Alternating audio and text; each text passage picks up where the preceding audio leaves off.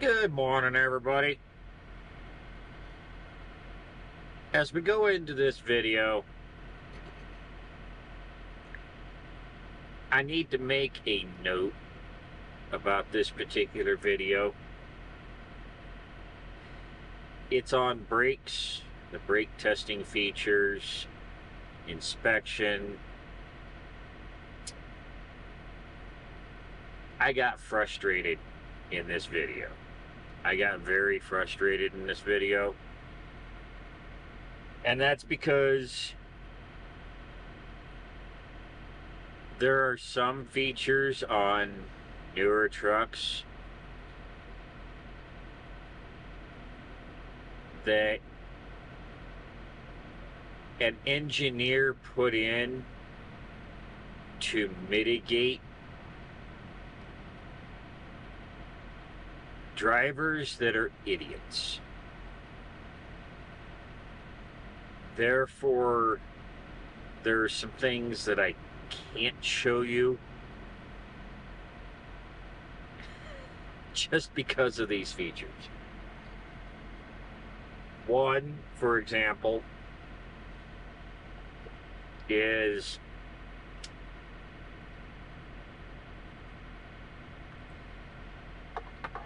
I can't show you testing the slack adjuster stroke, because in order to do that, you have to release the tractor brakes and then use a long screwdriver or a pry bar, although there is a specific tool for pulling on the slack adjuster rod to pry it out and test your stroke. But these new trucks now have this feature where the city horn will sit there and honk if you open the door while the brakes are released.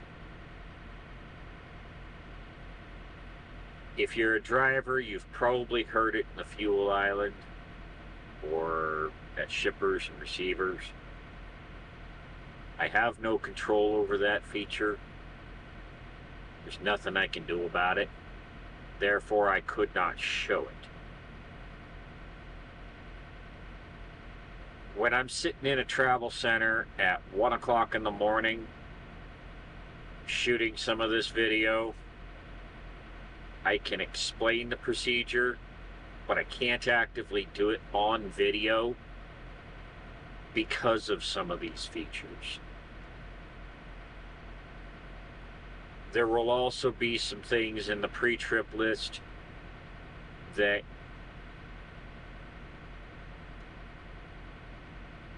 can't really test, such as the horn. By federal regulation, I am required to have one operational horn. I have my city horn, and I have the air horn.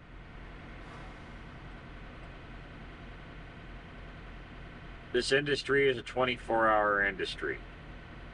So it doesn't matter if it's 1 o'clock in the morning or 1 o'clock in the afternoon, somebody's trying to sleep. I can't be setting off a horn. I can't be testing horns because I'm going to wake somebody up. That's just professional courtesy. I will cover it, but you won't see me actually do it. For this video in particular,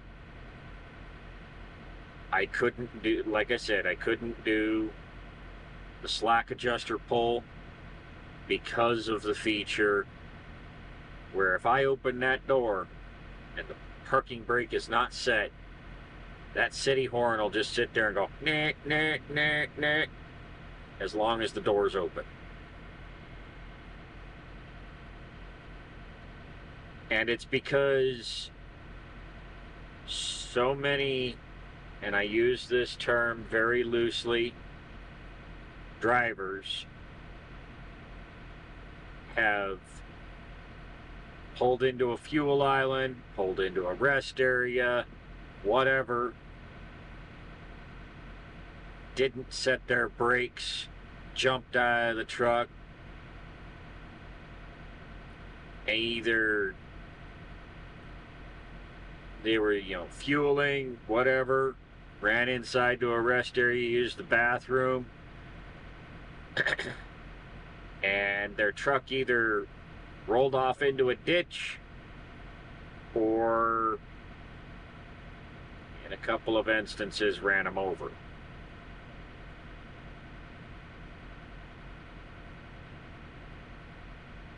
I could go into some of the older driver mentality of, that doesn't happen with professional drivers.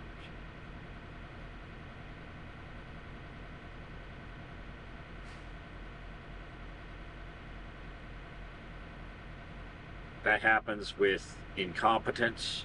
That happens with drivers that don't do their pre-trips.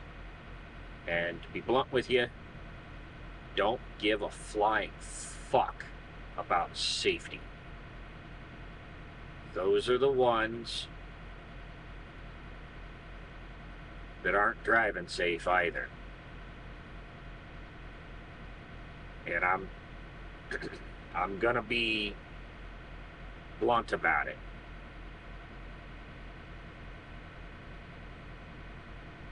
If you know a professional driver, you'll often hear them referred to as steering wheel holders, because that's about all they do. Warm a seat, hold steering.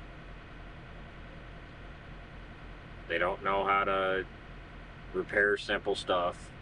Don't bother trying to learn how to do it. Don't inspect their equipment. They are often slobs in a number of ways. And they cause accidents because they don't actively do the job to be a professional. And it has created a problem in the industry. It's a side tangent, but it is a frustrating point.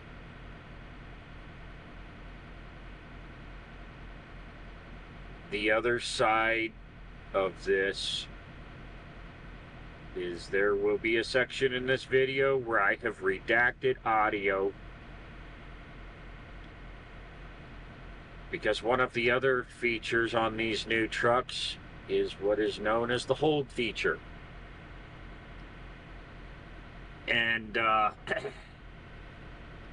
that's where if you push the brake pedal, I believe 10 seconds, or exceed a brake pressure application setting, the truck will simply hold the brakes, regardless of the brake valve being released.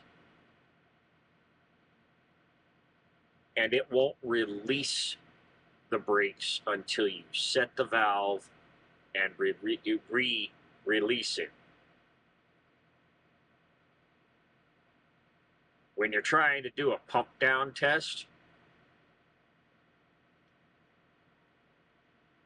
you're pumping that brake pedal 20 to 30 times within 15 to 20 seconds, usually. That hold feature kicks in, and you can't do a pump down test because the computer is trying to, well, The simple fact is the computer is trying to outthink the driver when the driver is trying to do their job, and it's absolutely infuriating. That's the simplest way I can put it without becoming crude in my language. So, in this video, there are going to be a couple of times where you're going to see me redact audio because I hit a frustration point. I'm going to let you go on with the video. In the meantime, drive safe. I'll catch you in the next one.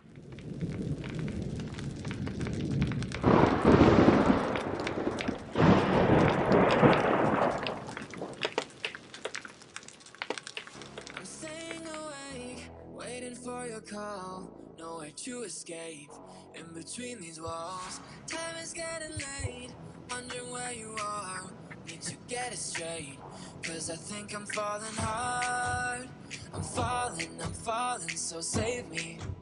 Just save me, hear my alarm. It's calling, I'm waiting for you. Don't let me down, I'm waiting. Waiting for you, don't let me down. Good morning, everybody. So, today we are working on brakes. Now, I'm going to be showing you guys some tools. And first and foremost, that should be in your toolbox. It's a brake pad gauge set. Now, it comes in a couple of different forms. You can buy a cheap one, which works on a traffic light system.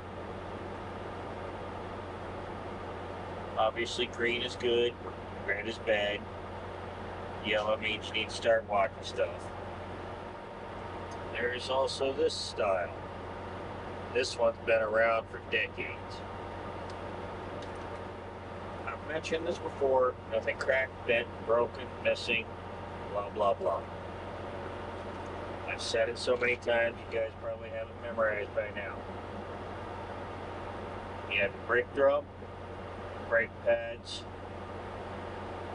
I'm not going to get into disc brakes because I don't have them available, but the regulations are different with disc brakes.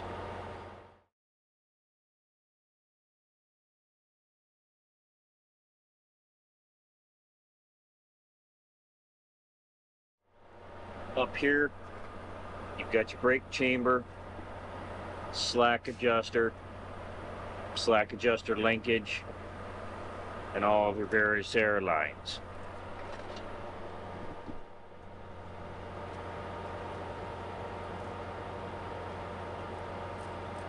So, I'm going to use these as pointers. You have your brake pad here. Your actual pad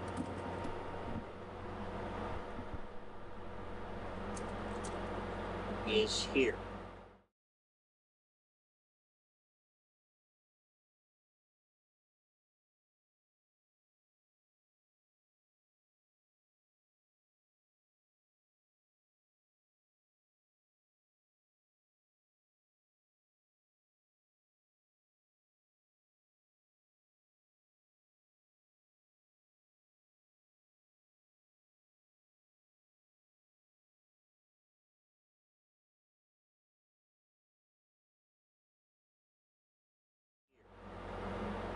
Not here. So what you're measuring is a little too thick.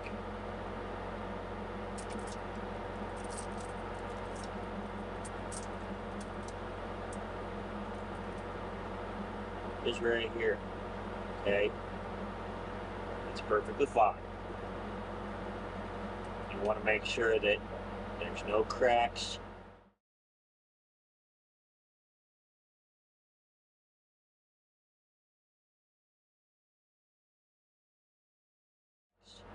visible on the side of the brake pad. So you'll have this pad,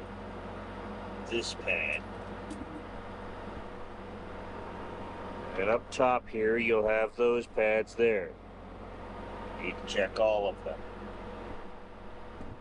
Make sure that there are no cracks visible in the side. No chunks missing. No brake lining missing. Believe me, I've seen it. Brake drum, same thing. No cracks. Just to clarify, this is not a crack. It is scale that is falling off. That's normal, not a big deal. In your slack adjuster, you cannot have anything more than half an inch of movement in the slack adjuster when you pull on it. Now, to do that, you release your brakes.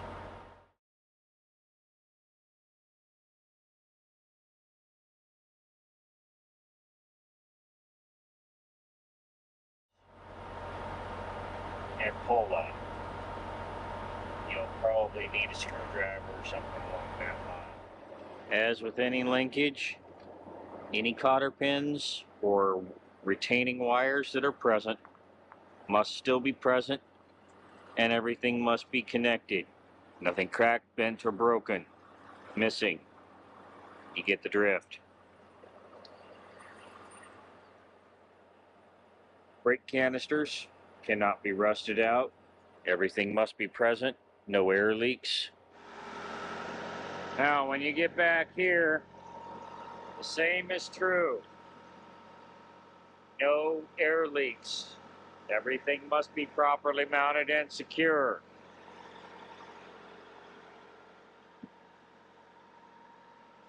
I have talked about this as repetitive.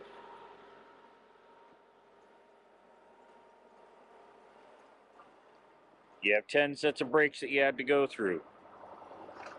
One on each side of the steers. You have your 2 drive axles and your tandems. That's on a standard 5-axle truck. If you have more axles, guess what? You got more brakes. So as I've said before, all lights must be operational. And as far as fines for if you've got a light out, that depends on the state. Some of your strictest states, such as California, Maryland, Massachusetts, Virginia, I've seen as high as $500 for a single light being out. It's no joke. Make sure everything's operational. Get to know your equipment. If you are a company driver, get to know how your company equips their equipment. Now, the last thing we've got to go through, and I've already kind of covered this, is your coupling devices. That's your fifth wheel. Make sure nobody's pulled the fifth wheel in the middle of the night. Trust me, it happens.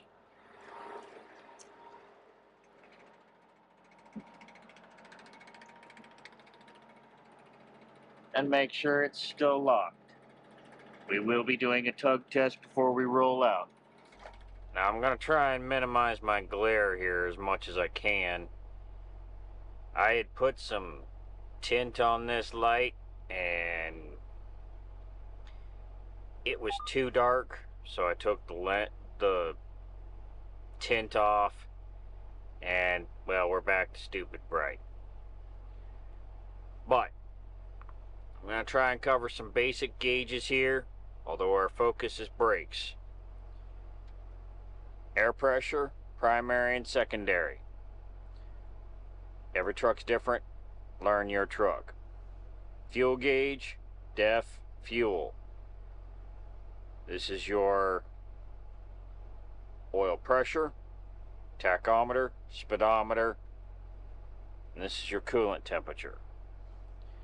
On these newer trucks, you have other gauges available. My particular truck, the only thing I've got is my front drive axle temperature and my rear drive axle temperature. On an older truck, you may very well see a whole cluster of gauges over here. It varies from truck to truck and what you've got set up. You need to have at least 100 psi in the tanks. I like to run it out until the governor kicks the air compressor off, which is usually about 125 psi. You'll hear it.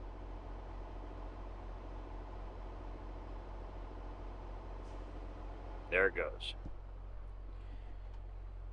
Now you must have your tractor and trailer brakes released. When I park, I never set my trailer brakes. So I'll release the tractor brakes.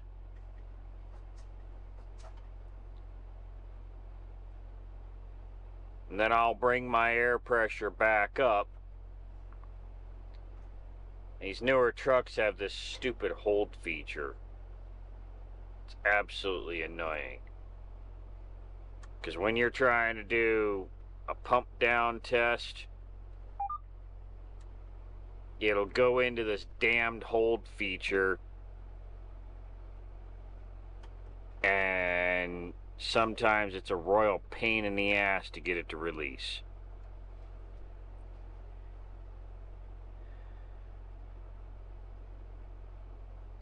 Now, part of this procedure is also checking the clutch. Unfortunately, I'm in an automated manual, so I can't do that feature right now, but I'm hoping to change that soon. Alright. Almost getting ready to kick off here. Now, it's best to do this on as level ground as possible, but shut your motor off, go back to the on or accessory setting, depending on the age of your truck. I am not on level ground, so this is going to get kind of interesting. Now, what you should see is an error alarm at 60 psi.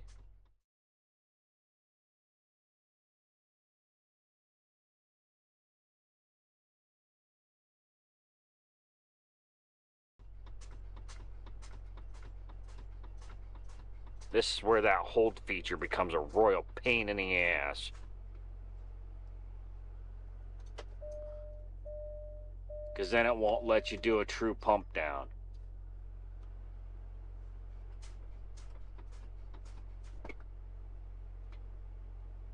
See what it's doing?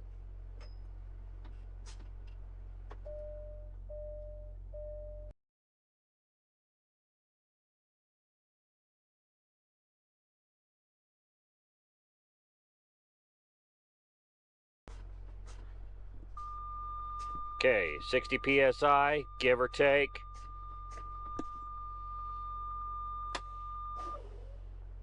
There. Maybe now it'll stop being a whiny little. About 40 psi, both valves should pop.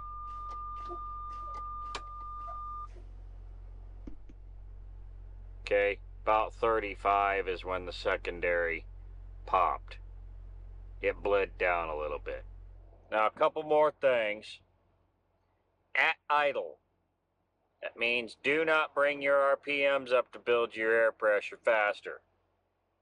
At idle, you should see at least 10 psi within a minute from the air compressor. And again, that is watching your air pressure here.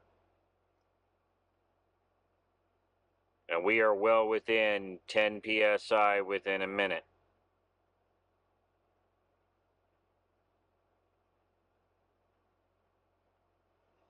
Therefore, I'm going to bring the air pressure up. I would highly suggest do not take your motor above 1500 RPM. These big motors don't like running at high RPM. Now, sometimes when you're footing it, it's a little finicky.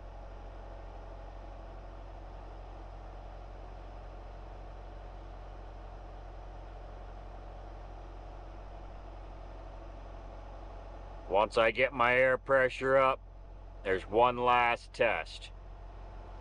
You'll need a stopwatch or a chronograph for this part.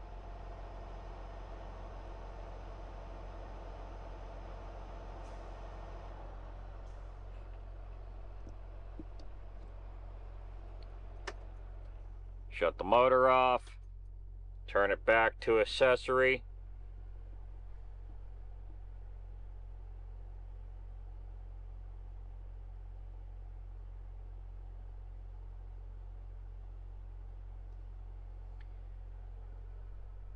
Now what you're going to be doing, release your brakes.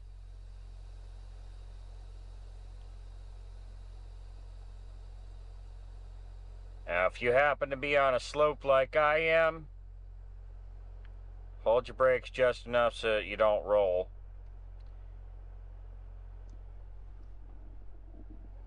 And then push that pedal down as hard as you can. And watch that needle. Well, both needles. For 1 minute. No less than 1 minute. You should not see anything more than a 3 psi drop in both needles over a minute.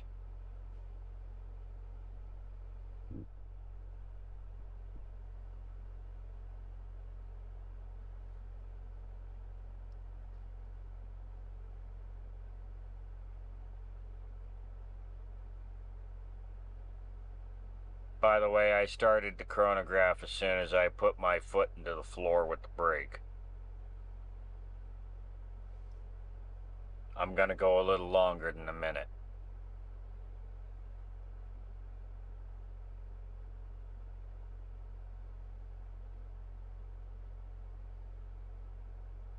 Personally, I like doing a minute 15, minute 30, somewhere in there. One last thing. You are dealing with drum brakes. After measuring the brake pads, you are allowed no more than 2 sets. A set is associated to a hub.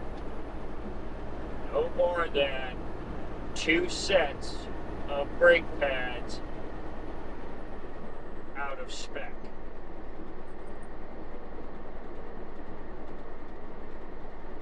So,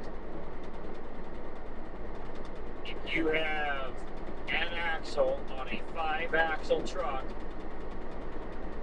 that is out of spec, still needs to be taken care of, but you can legally run with it. You have 3 sets, you're done. You're out of service. Get it fixed.